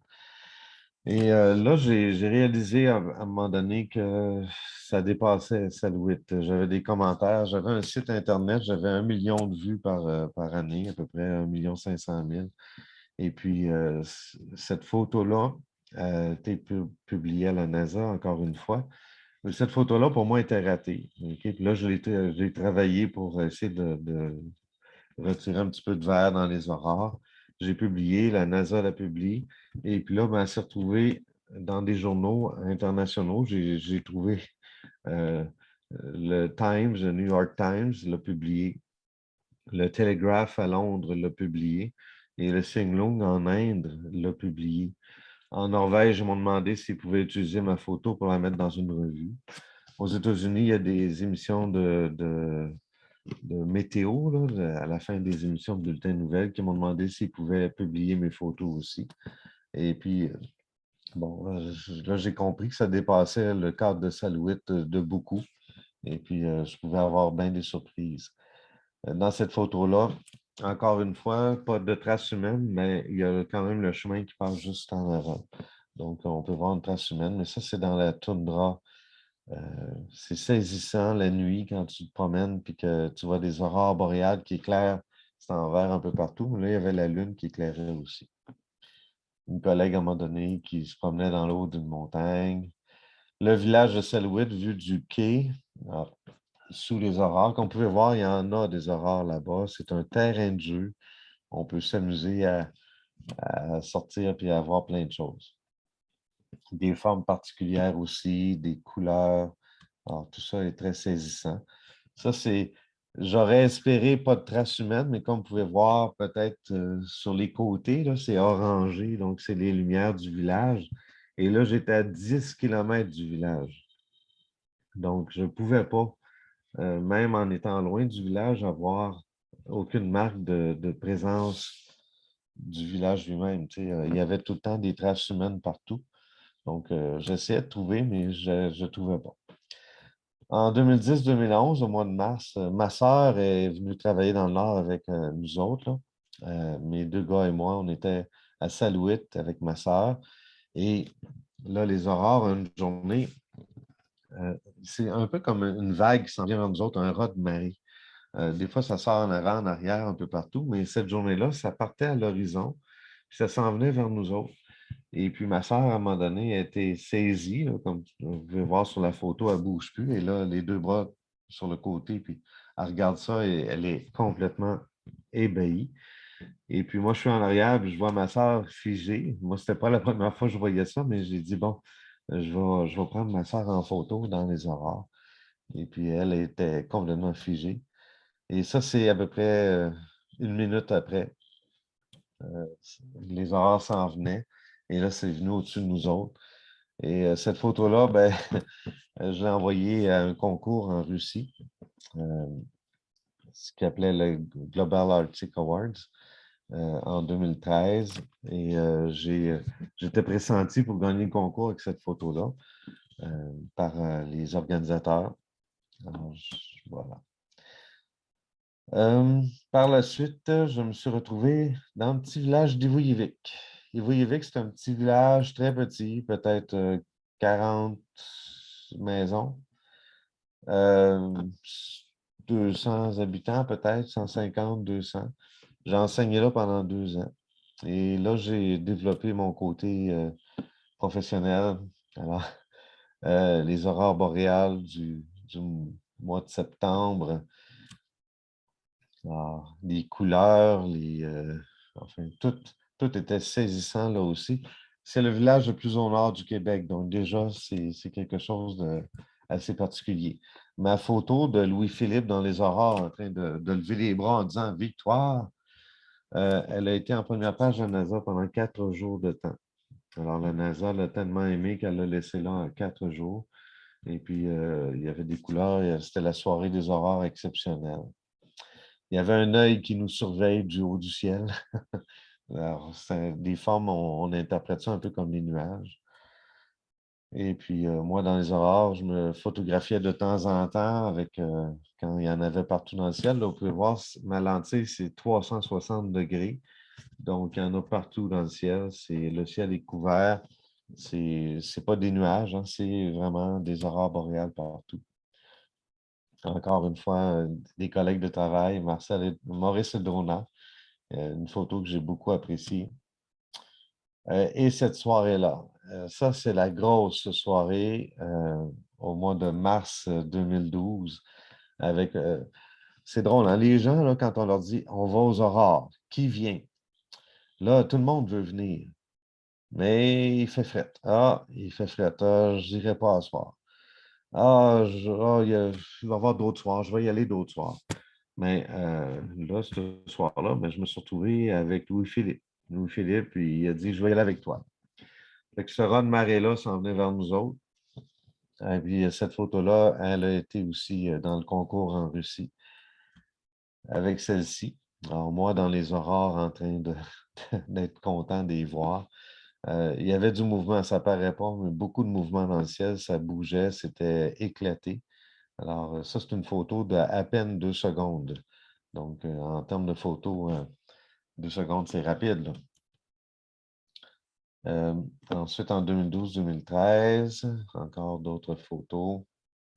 Des formes particulières. Celle-là, j'avais appelé mon point d'interrogation. Je ne savais pas qu'est-ce que ça voulait dire. Je cherchais une réponse. Bon, un beau point d'interrogation. Ça, c'est au retour d'une soirée d'aurore. J'avais comme un peu... bon, on parle en plus au mois d'avril.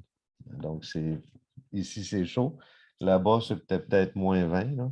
Donc, la neige, la poudrerie, toutes sortes de choses qu'on pouvait avoir en faisant de la motoneige. Les couleurs exceptionnelles. Moi, je voyais toujours du blanc. Il y en a qui voyaient des couleurs. Moi, je les voyais à l'écran, mais je ne les voyais pas en personne. Ça dansait. Et là, les Inuits ont commencé à sortir. Ils venaient avec moi. Et là, ils voulaient me dire, bon, qu'est-ce qu'on voit dans le ciel? Et puis, eux autres, pour éviter que les esprits viennent leur couper la tête, ils sifflaient. Alors, quand ils voyaient les aurores sortir, souvent, j'entendais... Alors, ça sifflait. Ça éloignait les esprits, donc, qui pensaient. Et puis, bon, là, je voyais les jeunes filles, les jeunes garçons qui venaient m'accompagner. Des fois, c'était des enfants. Là, ils voyaient les aurores sortir. Là, ils étaient comme... Ils sont habitués parce qu'ils vivent dehors jusqu'à 4-5 heures du matin, les autres-là. Donc, ils sifflent, ils sifflent, ils sifflent. Bon, oui, là, je viens de dire quelque chose, hein.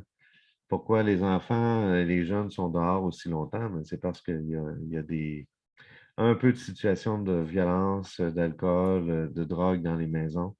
Et les enfants ne veulent pas voir leurs parents, ne veulent pas voir leurs grands frères, grandes sœurs vivre ça.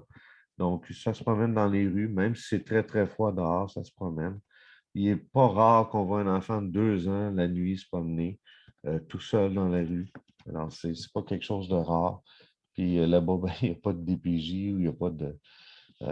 oui, il y a des services sociaux, là, mais il n'y a pas... on n'appellera pas pour dire hey, j'ai vu un enfant dehors, non, parce qu'il y en a plein d'enfants dehors. La photo de la NASA, encore une fois, à droite, elle a été 5 jours de temps en première page de la NASA. Les filles étaient Lévina, Mary, puis je pense que c'est...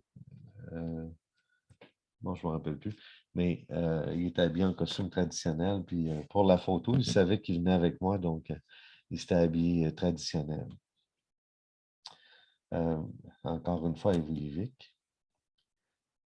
Ivo Livic, cette photo-là, elle sert pour des sites sur Facebook d'aurore boréale du Québec.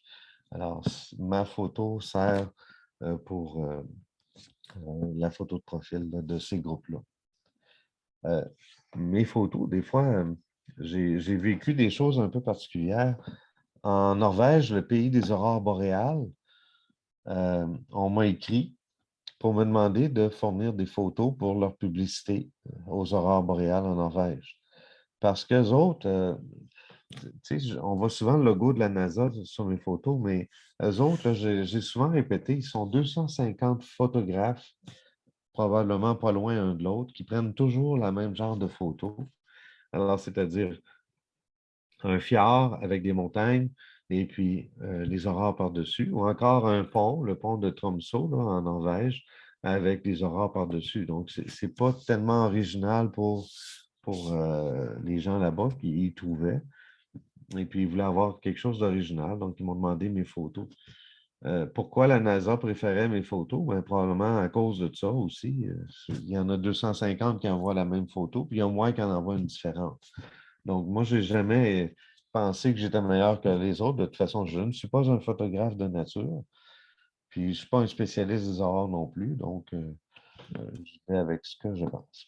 Celle-là, elle a fait des cartes postales que les gens ont envoyées dans le sud. J'ai été me promener un jour à Inukjuak parce qu'il y avait une formation. Inukjuak, c'est un village sur la baie du Tson et un village plus gros aussi, ben, à peu près 1000 habitants. Et là, j'ai pris des photos. J'aime ça arriver dans un nouveau village, prendre des photos. Mais là, j'ai été harcelé des professeurs. C'était un congrès de professeurs. Donc là, il y avait peut-être 200 enseignants. Et puis là, ben, ils ont su que j'allais aux aurores. Fait qu'il a fallu que je fasse la photo de professeur devant les aurores pendant à peu près 1 heure de temps. Et puis, ça, c'est la seule photo que j'ai pu prendre, pas de professeur. Alors, j'ai pu prendre celle d'Inukjuak au quai là, à Inukjuak. Heureusement, je suis retourné par la suite. J'ai été aussi à Pavornituk. Pavornituk, c'est la ville où ça sent la putréfaction. C'est ça que ça veut dire en français, la pourriture. Il y avait des ours polaires sur une île en face, beaucoup d'ours polaires, donc il faut faire attention. Et j'ai été me promener avec une intervenante de la santé là-bas, puis une jeune fille. Et puis là, j'ai fait des photos complètement différentes de celles que je faisais et très, très hallucinantes. Alors, la photo du bateau, notamment avec les aurores, grandiose, cette photo-là, elle a été publiée à la NASA. C'est ma photo préférée. Alors, cette photo-là montre une immensité des aurores. Puis le bateau n'était pas petit, là. Celui-là aussi peut montrer l'immensité, hein? Une personne en train de regarder les aurores, mais là, c'est plein le ciel, c'est immense, ça monte haut. Donc, très particulier. Donc, j'ai reçu des prix, là, certificat de participation à la finale du Global Arctic Awards. En 2012, j'avais 4 photos que j'ai envoyées. On avait le droit d'envoyer 4 photos. Et puis, mes 4 photos avaient terminé parmi les 20 premières sur les 250 photos reçues. Donc, j'avais terminé 4e, 6e, 7e et 19e dans la compétition. Et l'année suivante, là, j'ai compris que c'était tout au long de notre carrière, on pouvait prendre des photos de n'importe quelle année. Fait que là, j'avais envoyé l'espèce de champignon, là, où ma sœur avait pris une photo juste avant, elle était dans la photo, puis la fois d'après, j'étais juste un gros champignon, puis cette photo-là était pressentie pour gagner. Alors, j'ai été publié dans 2 livres en Russie, alors, qui est le résultat des Global Arctic Awards. Donc, mais des photos spectaculaires de bien d'autres photographes dans plusieurs domaines, dont les aurores boréales. L'héritage, ce que je retiens de tout ça. Bien, premièrement, ça, c'est pris à Saint-Mathieu-du-Parc, dans le Port-Neuf, Trois-Rivières. Oui, un parc de la Mauricie, celui-là. J'ai réussi à découvrir qu'il y avait aussi des aurores dans le sud québécois. Je savais qu'il y en avait, mais de pouvoir faire des photos, alors celle-là, vous pouvez voir, ça monte très, très haut dans le ciel. Puis j'étais allé avec Gilles Boutin, on cherchait un endroit noir où est-ce qu'il n'y avait pas trop de pollution lumineuse. Alors, j'ai réussi à trouver cet endroit-là avec Gilles, puis c'est un des héritages que j'ai pu découvrir. Puis là, ben, avec Marianne, mon épouse, On est allé souvent aux aurores boréales ici dans la région de Sherbrooke pour prendre des photos. Puis c'est vraiment une richesse, là. La nature est une richesse. Et il y a bien des gens qui ne savent pas qu'on peut en voir ici même en Estrie. Même ce soir, là, on peut en voir partout au Québec où c'est dégagé. Enfin, avec des bémols parce qu'il y a toujours des statistiques qu'il faut regarder. Mais cette nature-là qui est vaste, qui est puissante, les eaux à Ivouivik, c'est quelque chose de voir les eaux qui s'agoutissent. Ça, c'est le mot Ivouivik qui veut dire ça. À Salouit, c'est la nature qui est impressionnante. Tout est très, très grand, très puissant. Donc, de prendre conscience que tout ça existe, c'est important. Moi, je pense au niveau autochtone, notamment, de prendre conscience de cette richesse-là. Puis quand j'en parle à mes élèves, il y a des aurores. Ah oui, ça existe ici en Estrie. Ben oui, mais tu sais, si tu n'avais pas juste ton écran tout le temps, peut-être que tu pourrais regarder un peu à l'extérieur, voir le ciel, puis voir autre chose. Donc, mes petites conclusions personnelles. Donc, les Inuits sont un peuple que je trouve très accueillant, très chaleureux. Ils aiment fêter, puis ils aiment rire, ils aiment taquiner. Alors, ça, c'est quelque chose que j'ai découvert. Moi, j'ai des amis là-bas, là, même des fois, j'ai des enfants de 7-8 ans qui m'écrivent. C'est les enfants des élèves à qui j'ai enseigné. Ils m'écrivent pour me demander de devenir leur ami sur Facebook. Je sais qu'ils n'ont pas l'âge, mais les parents n'avaient pas l'âge non plus quand ils ont créé leur compte. Le réchauffement climatique est très perceptible au Nunavik. J'en ai parlé déjà. Puis moi, ça m'a aidé à me centrer sur l'essentiel, notamment la conduite automobile. Tu sais, quand tu arrives d'un milieu où est-ce qu'il y a des motoneiges, puis là, tu arrives à Montréal où est-ce qu'il y a plein d'autos, puis que là, les gens se klaxonnent, les gens sont impatients, ils viennent te frauder dans le bumper en arrière, dans le pare-choc. C'est très hallucinant de voir le rythme de vie des gens au sud versus ce que moi j'ai connu pendant 8 ans dans le Grand Nord. Ici, c'est tellement rapide, c'est tellement fou. Le- le- Juste les mots, le progrès, la réussite en éducation, c'est des mots qu'on entend très, très souvent. Là-bas, c'est pas la même chose. La valeur de l'argent ici, c'est quelque chose d'important. Là-bas, ça n'a aucune valeur. Un jeune se promène avec 50 pour s'acheter un popsicle. Il y a 2 magasins, il n'y a pas de cinéma, il n'y a pas rien. Ils sont comme, ils vivent avec l'essentiel, puis il n'y a pas de mode, il n'y a pas de ci, il n'y a pas de ça. Tout est bien simple. Donc, moi, ça m'a aidé à me centrer sur l'essentiel. Puis j'avoue que les commentaires négatifs de mes collègues au début, là, je me suis rendu compte qu'eux autres ne connaissaient vraiment pas bien la communauté inuit. Et, ou bien c'est moi qui ne connaissais pas bien. Mais moi, pour avoir vécu 8 ans là-bas, et là, je vais faire plaisir à Huguette, là, on m'a donné, le village m'a donné un assac, un chapeau traditionnel à Salouit pour m'indiquer que j'étais comme adopté par le village. Puis là-bas, une fois, je me promenais dans la toundra, puis je rencontrais un Inuit qui était bon, chaud, là, qui avait bu de l'alcool. Il était vraiment agressant. Il est arrivé, puis là, il chantait à côté de moi, We don't need no education. Il chantait fort, puis là, tout à coup, il a remarqué que c'était moi à qui il chantait ça. Puis là, tout de suite, il a dit, oh, sorry Silver, sorry Silver. Silver, c'était mon surnom. Là. Il était pas capable de dire Sylvain, eux autres. Il disait Silver, c'était plus simple. Fait que, moi, je n'ai pas eu peur de ces gens-là. Au contraire, même, il y en a d'autres que j'ai rencontrés qui regardaient mes photos, même s'ils étaient en état second, puis ils étaient très gentils, très aimables aussi avec moi. J'ai fait des échanges d'étudiants aussi, hein, puis dans mes échanges d'étudiants, ce que j'ai remarqué, c'est que mes élèves inuits, s'ils avaient vécu dans les maisons, dans des familles fonctionnelles comme au sud, il n'y aurait pas eu les mêmes problèmes. Il était vraiment, puis mes élèves du Sud qui auraient vécu dans les maisons du Nord, ben, ils auraient vécu des problèmes très nouveaux pour eux autres. Un exemple, mes élèves avaient à prendre une douche, OK? Puis ils descendaient dans des maisons de des fois 500 000 $, 1 million de dollars, tu sais, des maisons très riches. Et puis, ils arrivaient dans ces maisons-là, puis là, les autres sont habitués à ne pas dépasser 5 minutes. Puis là, ben, les parents qui recevaient avec les enfants ben, disaient tu peux prendre ton temps, là, tu peux prendre une douche d'une demi-heure si tu veux. Là, le jeune, lui, était dépassé. Il y en a qui dormaient tout habillés dans leur lit, ils avaient peur, la lumière ouverte, il avait monté le thermostat, il avait peur qu'il se passe de quoi, des messieurs notamment, il avait peur de se faire agresser, même si les messieurs n'agressaient pas.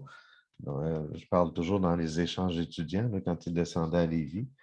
Donc, les mentalités sont très différentes. Il y en a qui utilisaient leur carte de crédit des adultes. Ils descendent au sud, ils utilisent une carte de crédit. Puis là, ils pensent que le lendemain, la carte de crédit va retomber à zéro. Fait que là, ils retournent magasiner. Mais non, ils ne peuvent pas. Il faut mettre de l'argent sur la carte de crédit. Donc, c'est toutes des choses très différentes. Fait que c'est ça. J'espère vous avoir fait un petit voyage dans le Grand Nord du Québec. Hein. J'espère que j'ai pu vous apporter un petit peu de connaissances. Je sais que c'est un peu différent de ce que vous avez vécu peut-être les semaines passées, là, dont Paul avec sa fabrication des tambours. J'en ai entendu quelques-uns. Alors, mais j'espère avoir pu contribuer à votre culture aujourd'hui. Merci beaucoup, Sylvain. C'était super intéressant. Tu as des super belles photos également. Je te dis, là, tes photos, là, vraiment sont magnifiques. Je comprends qu'elle a été choisie par la NASA et ailleurs aussi. Là. Vraiment belle. Est-ce qu'il y en a qui ont des questions?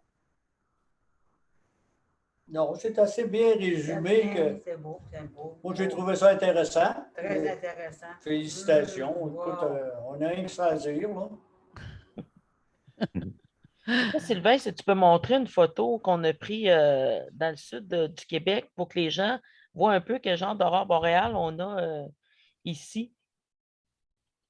Il va falloir que je la cherche, ça ne sera pas long. Non, c'est correct. Parce que oui, à l'occasion, ben oui, moi, je suis sa femme. Donc, c'est arrivé, ben là, avec les enfants, c'est plus difficile. Mais Sylvain, il va encore, il est allé il y a quelques jours encore à la chasse aux aurores, puis effectivement, il y a des belles aurores. Moi, j'ai pu assister à, parce qu'ils sont comme classés par KP. Et puis, moi, j'ai assisté à un KP8 en 2014-2015. Je ne me souviens pas, c'était à l'été. Et puis, c'était comme des flashs d'appareils photo dans le ciel. Le ciel, il y en avait tout le tour. Puis, on était à Saint-François-Xavier de Brompton. C'est pas très loin, là. C'est juste à côté de Windsor. Et puis, j'étais émerveillée par tout ça, parce que j'en avais déjà vu il y a 25 ans à Brompton.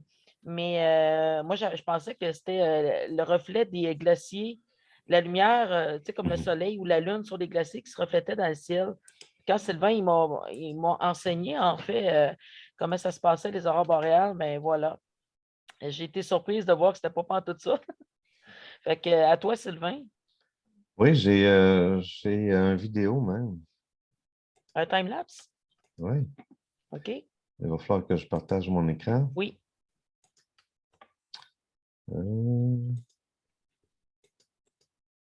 Est-ce que vous voyez? Oui. Oui. Oui. Alors, le 12 septembre 2014 à Saint-François-Xavier de Brompton.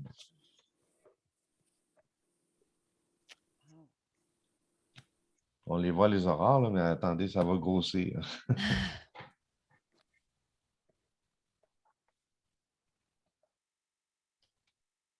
Ça en était des belles. Et en fait, tu sais, vous avez vu comme ça commence avec une bande. Ça, c'est blanc. Dans le ciel, on le voyait de loin, la bande, ça faisait comme un arc-en-ciel blanc. Et puis, plus qu'on s'approchait, plus que l'aurore, elle se casse. Ça fait comme des vagues qui viennent, qui se succèdent l'une en arrière de l'autre. C'est ça qui fait qu'il y a du mouvement. Ça fait comme des serpents dans le ciel. C'est sûr que les serpents sont plus au nord, mais on voit quand même que ça bougeait dans le ciel. Et quand on voit les grandes stries là, de couleur rose et mauve, bien, ça, c'était des grands filets blancs qu'on voyait dans le ciel. C'était de toute beauté. Ça en a un autre là, qu'on a pris à Saint-François, celle-là.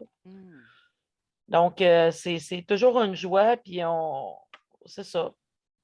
Voyons. On a un petit groupe. Tu as juste à arrêter de partager ton écran, Sylvain. Ouais, Puis nous autres, merci. on a créé un groupe qui s'appelle Aurore boréale Estrie. Donc, on invite les gens à sortir et à être audacieux parce que les gens souvent disent ah, ben, c'est Sherbrooke, tu sais. Mais non, il y a vraiment, c'est sûr qu'on ne les voit pas comme dans le Grand Nord, mais il y a vraiment des belles aurores qu'on a vues. Ils sont encore plus colorés dans le sud que dans le Grand Nord. Il faut s'éloigner des centres lumineux, par contre. Il ne faut pas qu'il y ait de lumière trop près parce qu'on ne les voit pas, j'imagine. Oui. Ben, en général, on les verra pas, là, mais ça peut arriver s'ils sont forts et intenses qu'on peut les voir en pleine ville, même avec beaucoup de pollution lumineuse. Mais Ah oui, il faut être attentif à ça, là. Des fois, c'est parce que c'est blanc dans le ciel, hein, fait que ben oui. on ne remarquera pas tout le temps. Mhm. Bon. Puis, j'avais autre chose que je voulais dire là-dessus, là, mais ça va. Ça ne t'en revient pas. En tout cas, merci Sylvain, c'était super intéressant. Tu continues avec nous la semaine prochaine, de toute façon. Tu vas nous parler encore des aurores boréales. Non, la semaine prochaine, ça va être plus comment ils perçoivent le ciel, les Inuits. OK. Donc, la cosmologie, là, les constellations, les étoiles, les Cyréniques, ça c'est le soleil, les Huluryat, les étoiles. Puis il y a le Tarkrik qui est la Lune. Donc, je vais essayer de vous présenter un petit peu comment ils voient ça avec leur réalité à eux. Ah, ben super. Il y a une question, Sylvain, pour toi. Il y a Marquise qui demande où est-ce qu'on peut aller ce soir pour en voir. Idéalement, il ne faut pas avoir la ville de Sherbrooke au nord. Il faut avoir OK. un nord où est-ce que ça peut être dégagé. En sortant de Sherbrooke un peu, mais il ne faut pas aller au sud de Windsor, au sud d'Asbestos, de Magog. Faut sortir un peu puis être avec un nord qui est relativement dégagé. Maintenant, on n'est pas sûr qu'il va y en avoir ce soir encore, là, et c'est des données. Mais normalement, on les attend ce soir et cette nuit, là. Ça devrait être parce qu'il y a eu une éruption solaire il y a quelques jours sur Cyrénique, le soleil. Oui, Est-ce qu'il oui. y a un site, Sylvain, où tu peux savoir justement s'il va y en avoir le soir? Ou Oui, oui, peux-tu le partager avec nous? oui. Marianne, tu veux-tu écrire Space Weather? Ouais, mais des fois, de le montrer à l'écran. Tu veux-tu prendre Space Water puis le partager à l'écran? Oui, je peux faire ça. On est Parce que plusieurs c'est pour ceux visuels. qui sont visuels, là, pour ceux qui sont Mhm. visuels, vous allez voir un petit peu c'est quoi les données qu'on suit pour voir des aurores. Mais même notre fille, un matin, elle sait qu'il y en a ce soir, puis elle a 5 ans, puis elle dit est-ce qu'on va pouvoir aller voir les aurores? Mais des fois, les aurores peuvent arriver aussitôt qu'il fait noir, puis des fois, ils peuvent arriver plus tard dans la nuit, vers 1h30, 2 heures. Ça OK. peut durer 2 heures, 3 heures. Des fois, ça dure 30 minutes. Ça dépend toujours de l'intensité. Bon, c'est ça, OK. on voit le site, là. Ça, c'est Space le Weather. weather. OK. Spaceweather.com. Ouais. Puis là-dessus, OK. vous avez la force des vents solaires, vous avez la densité. Et si je descends plus bas, il y a toujours l'ovale auroral. Donc, la forme de l'ovale là, est en train de grossir tranquillement.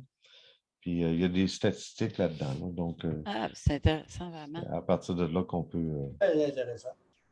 Merci. Il y avait Marquise. As-tu une autre question, Marquise? Euh, je suis nouvelle à Sherbrooke, je ne sais pas ce que ça veut dire. Pas avoir le Sherbrooke dans le nord, c'est vers Brampton. Mettons que si tu es à Sherbrooke, il ne faut pas que tu sois dans la ville de Sherbrooke. Il faut que tu essaies d'aller soit à l'est ou à l'ouest de Sherbrooke. Au nord, oui, ça va être Brampton. Mais Brampton, au nord de Brampton, c'est Windsor. Donc, il ne faut pas être non plus directement à Brampton. Il faut aller à l'est ou à l'ouest de Brampton. OK. Ouais, Mais, idéalement, oui. on a déjà été à Saint-Georges de Windsor. Il y avait une route où est-ce que le nord est dégagé, le nord du Québec, dans le fond, est dégagé. Et puis, on peut voir de belles aurores. C'est sûr que c'est un champ en avant, mais pour voir des aurores, c'est un bel endroit. Je sais qu'il y en a qui ils en ont vu à Quaticook. Il y en a qui en ont vu à Racine. D'autres, on va à Saint-François parce que c'est à 15-20 minutes d'ici, fait que c'est quand même assez rapide. Mais dans le fond, ce qu'il faut retenir, c'est qu'il faut toujours que quand tu regardes dans la direction nord, que ça soit dégagé. Puis il faut que tu aies le nord un petit peu plus bas dans ton champ de vision, là, un peu comme dans le descendant. Comme ça, ben, tu vois plus l'explosion des aurores, là. OK. Merci beaucoup, Sylvain. C'était très intéressant. Plaisir. Ça Est-ce que donne t'as- le goût d'aller dans le Nord. Ben oui. Moi, je suis allée quelques fois, puis j'en ai jamais vu. Moi, je suis allée une fois à Coudjouac, puis j'en avais pas vu parce que c'était probablement la période de l'année, là. J'avais passé seulement une semaine. Peut-être pas suffisant pour en voir. Mais c'est particulier, le Nord, hein? Oh oui. C'est vraiment particulier. C'est magnifique. Oui. J'ai hâte à la semaine prochaine. Oui, ça va être super intéressant. Est-ce qu'il y a d'autres questions? S'il n'y a pas Moi, d'autres j'ai questions, ça. oui. Madame Boisvert? Oui. Est-ce que la deuxième fois ou troisième fois, tu vas parler, mettons, des repas que vous mangez là-bas, le genre d'aliments, qu'est-ce que tu as appris ou vous restiez quand même à manger les mêmes choses qu'ici ou là-bas, tu avais appris à faire des repas ou qu'est-ce qu'ils mangeaient, comment ils faisaient ça? Cuisinette. Le cuisinage. Ouais. Ben, mettons que simplement, nous, on faisait pas mal la même cuisine qu'au sud, là. On faisait monter par avion les aliments. Mais on a assisté à des fêtes communautaires où est-ce que là, il y avait le Marktak, le Grotte Beluga, il y avait Bannick, il y avait toutes sortes de choses locaux qui faisaient. Bon, aussi les petits fruits qui sont ramassés à l'automne, mettons plutôt à la fin de l'été. Euh, des bleuets, des myrtilles là, qui peuvent ramasser. Mais non, eux autres là-bas, ce qu'on a constaté, c'est qu'ils avaient commencé à recevoir des hamburgers sous vide, là, enveloppés. Ah. Et les jeunes, malgré le fait qu'il y ait des oies, qu'il y ait du beluga, qu'il y ait toutes sortes de nourriture, euh, ils se retrouvaient souvent en train de manger ces hamburgers-là. C'était comme rendu leur mets numéro un. Puis s'il y avait un McDonald's, il aurait peut-être fait fortune, là. Ah oui. C'était triste un peu de voir que les traditions se perdent aussi là, avec l'arrivée d'Internet. Puis ça s'est perdu beaucoup, là. Les jeunes ne vont plus chasser, puis pourtant, ils prennent les 2, 3 semaines de congé que les parents vont chasser. Ils ne vont plus chasser. Il y en a, oui, là, mais la majorité, ils ne vont plus.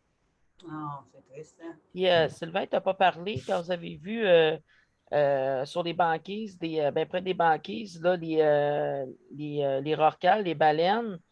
Puis puis explique les ours, qu'est-ce qui se passe là, avec les ours polaires. Tu veux dire, pourquoi on les chasse? Non, quand ils viennent trop proches des villages. Oui, c'est ça, on les chasse parce que là, ils viennent chercher de la nourriture, ils sont affamés.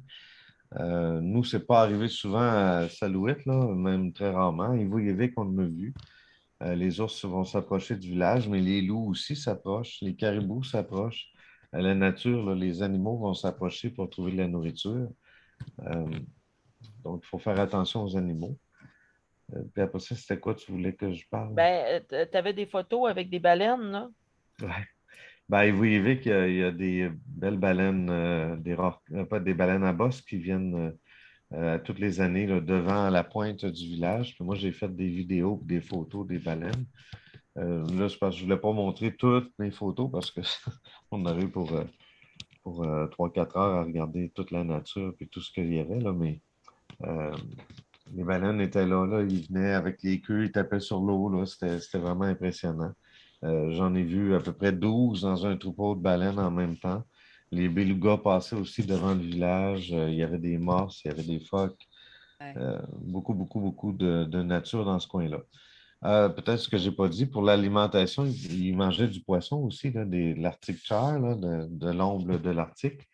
Mais ce poisson-là, il faut qu'il fasse attention parce qu'il est rempli de mercure. La belle pollution du sud, ça monte tout au nord. Hein? Et OK. puis, les eaux deviennent polluées. Puis là, ben, manger cette nourriture-là, ben, ils ne pouvaient pas en prendre plus que 2 ou 3 par semaine. Les autres, c'était dans leur alimentation. Nous autres, les halunats, ben, c'était peut-être une fois par semaine ou une fois par mois qu'on pouvait en manger, là. Mange cru, je crois, ce poisson-là, hein? Non, ça, Non? les choses crues, oui, il y en a, mais en général, ils font cuire dans le beurre. Là. Ils savent cuisiner leur nourriture, ça, je vous l'assure. Là. Moi, j'ai été invité quelques fois là, dans les maisons. Et puis, les repas, c'est toujours bien bon. Là. OK. C'est cuit. C'est rare qu'il y a le mactac, là, le caribou aussi, qui va être des fois gelé. Là, puis on va le manger comme. Mes enfants, ils pensaient au début, parce qu'il y a la garderie en milieu familial là-bas. Et puis, ils mangeaient du caribou cru, gelé, là, évidemment. Ils pensaient que c'était de la crème glacée. C'est pas trop mauvais. Non, c'est ça. Est-ce qu'il y a d'autres questions? Oui, Madame Boisvert. Il paraît que là-bas, les ours ou les grizzlies, je ne sais pas, ou Pas de les grizzly. loups peuvent attaquer si on sort le soir. Mais si vous sortiez pour aller aux aurores boréales, c'était pas dangereux? Ben, en fait, quand on allait dans les montagnes, c'était pas dangereux vraiment. Euh, Ce qui est dangereux, vous devez le savoir, hein, c'est quand on surprend l'animal. Quand il est surpris de nous voir arriver, là, puis que là, mettons, on arrive en catimini, puis là, il nous entend à la dernière seconde, on est proche, là, il va attaquer. Mais si on est prudent, si on fait du bruit, si on est visible aussi. Moi, je faisais rire de moi au village, là, mais j'avais deux sabres que je promenais avec moi tout le temps. Euh, puis, ils appelaient ça mes machettes que j'utilisais. Puis, jamais j'ai apporté d'autres choses. Là. J'avais une lampe de poche, ma motoneige. J'aurais pu être attaqué, j'aurais pu. Les loups, c'est rare qu'ils venaient proches. C'est un animal qui était peureux. Surtout quand il est tout seul. Quand il est en meute, il ne s'intéresse pas à la viande humaine. Là. Il va chercher le caribou, puis il va chercher ce qui va être accessible pour lui. Mais l'être humain, il n'a pas goûté ça, là, enfin, avec du ketchup et de la relish. Mais oui, il fallait être prudent, il fallait faire attention. Mais souvent, on allait en montagne. Puis il y a des endroits où il fallait faire, il fallait pas aller, là. Sur le bord de l'eau, là, de l'océan, dans certains temps de l'année, là. Surtout à Ivouivik, là, c'était dangereux. J'ai cru entendre qu'à Inukjuak, il était obligé de tuer une trentaine d'ours polaires par année parce que sur l'île qui est en face, il y en avait des ours. Puis ils pouvaient traverser facilement puis venir dans le village. Fait que ça arrivait là, de temps en temps. Moi, j'ai vu un ours polaire à Salouit se faire dépecer une fois tué. Là, il l'avait ramené au village. Ça a pris 15 minutes que le village, tout le monde était parti avec sa portion. Là. Oh mon Dieu. Aïe, aïe. C'est ça. Merci beaucoup. Merci. Bravo. Est-ce qu'il y a d'autres? Moi, Pardon? j'ai juste une question pour la dame qui est en bleu. J'aurais aimé ça avoir votre nom parce que souvent, on parle avec des membres, puis je ne connais pas votre nom, Madame J. Comme micro. Il faut ouvrir votre micro, Madame. Il me semble avoir lu sur ses lèvres Jocelyne, mais je ne suis pas certaine. Janine. Janine Tousignan. Janine Tousignan, oui. D'accord, Ok. Janine Tousignan, parfait. Ça fait Enchantée. plaisir. Eh bien, c'est Aussi super. bien enchanté, bien intéressant. Oui, hein? Beaucoup apprécié, En effet. oui. Moi, j'aurais une petite remarque à dire par rapport au froid. Parce que j'ai remarqué que c'est surtout au mois de mars qu'il y a des aurores boréales ou c'est n'importe quand, ou l'hiver, Oh. parce que c'est quand il fait froid, vraiment froid. Moi, j'ai déjà resté à Shepperville Ouais. parce que c'est trop bas. C'est dans le sud. Puis j'ai vu c'était quoi le froid. Ah oui. C'est moins 60. Oui, ça atteint ça avec le facteur vent. Là. Moins 60. C'est difficile à vivre. Surtout quand tu as la caméra avec des gants là, pour tes doigts gelés. Parce qu'il paraît que ça gèle tout de suite. Je Oui. sais ce que ça fait le froid.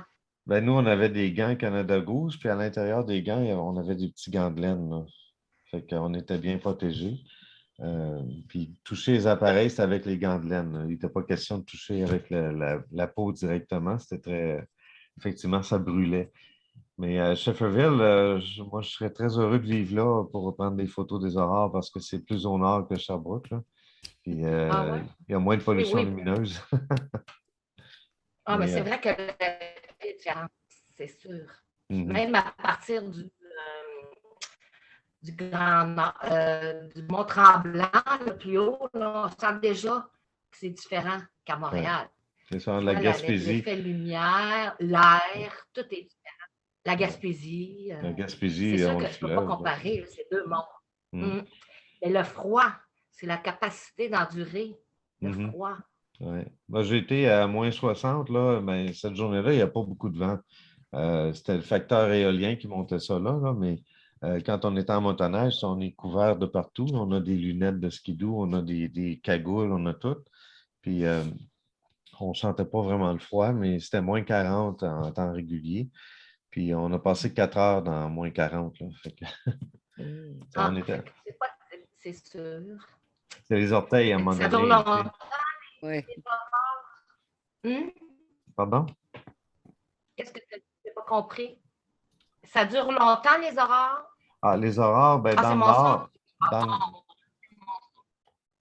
dans le nord, ça part au mois d'août.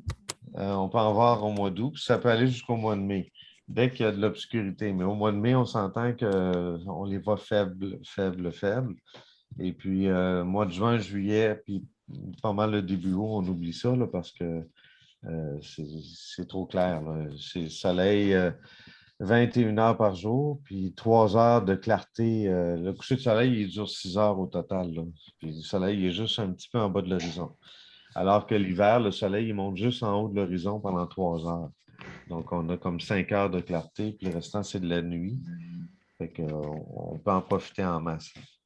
Mais je pense que la question, c'était plus, est-ce qu'une soirée d'aurore boréale, ça dure longtemps? C'était ça la question, hein, Martine? Oui, OK. à peu près combien de temps ça dure le spectacle?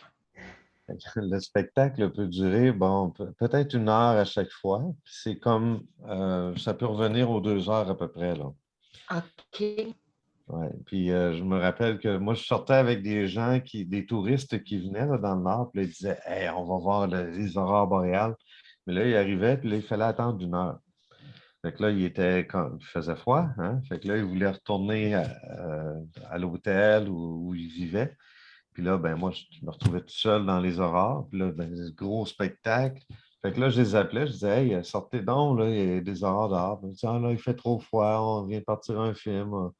Bon, mais des fois, il faut faire un effort, mais c'est pas tout le On monde voit qui est que prêt à tu le l'as faire. fait, tu as gagné beaucoup de prix. Félicitations pour tes prix, c'est impressionnant de voir les photos là, à la NASA et dans les grandes revues. Bravo. Merci beaucoup. Il y a une chose qu'on a remarqué aussi, comme il y a 2 jours, il y avait quand même eu une forte Éruption. CME, là. Et puis, on a remarqué que ces journées-là, ils vendent beaucoup dehors. Puis, peux-tu nous parler de ça un petit peu, Sylvain? Des Ça, hypothèses? c'est quelque chose que moi, j'ai remarqué des Inuits. Hein, ils lisent la nature. Les anciens là, du village, ils comprennent la nature, ils comprennent la position du soleil, la position de la lune. Ils savent, d'après la perte de poils des caribous, les bois, puis tout ça, ils savent lire. Il y a 13 mois pour eux autres. Hein? 13 moments. Et puis, bon, le vent, ben moi, c'est mon hypothèse, là. Moi, j'ai remarqué quand il y avait des gros blizzards que le lendemain, c'était une soirée d'aurore qui était très, très forte. Puis moi, je me disais peut-être que, parce qu'il n'y a pas de théorie là-dessus, il n'y a pas eu d'études, mais peut-être que c'est les vents solaires qui arrivent jusqu'à la Terre, parce que là, on est plus près du pôle Nord, puis là, ça se pourrait qu'on ait des choses reliées à ce vent solaire-là, mais il n'y a pas d'études qui démontrent ça. Puis comme on ne veut pas paraître des fois Joe connaissant, ben, on n'avance pas de théorie non plus. Ah, ben, c'est vraiment intéressant. Toute l'information que tu nous donnes, en fait, ça dépasse les aurores boréales. C'est ça qui est le fun. Est-ce qu'il y a d'autres questions?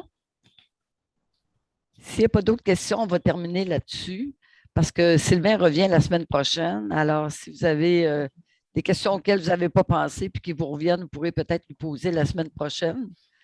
Alors, mercredi prochain, même heure, même poste. Marianne, est-ce que ça va être le même lien ou tu vas envoyer un nouveau lien différent pour… Oui, bien, c'est toujours le même lien chaque semaine, mais j'envoie quand même l'invitation par courriel là, à chaque fois, là, donc pour que les D'accord. gens puissent assister. OK. Gênez-vous pas de vous connecter quelques minutes avant pour pour que je puisse vous accepter rapidement. Ben, comme vous avez fait aujourd'hui, ça s'est quand même bien passé aujourd'hui. Là. Les gens ont accepté rapidement là, de se joindre à la conférence. Là. Mhm. Donc, voilà. Mais en tout cas, moi, je remercie ben, Sylvain. Je remercie aussi tous les membres qui ont participé à cet entretien aujourd'hui. Puis j'ai bien hâte de voir la semaine prochaine. Je suis sûre que vous êtes comme moi. Oui, absolument. Fait que voilà, fait qu'on se dit à la semaine prochaine. Oui, puis un gros merci, Sylvain. C'était super intéressant. Merci. Bye-bye. Merci. Bye bye. Bye-bye. Merci. Au revoir.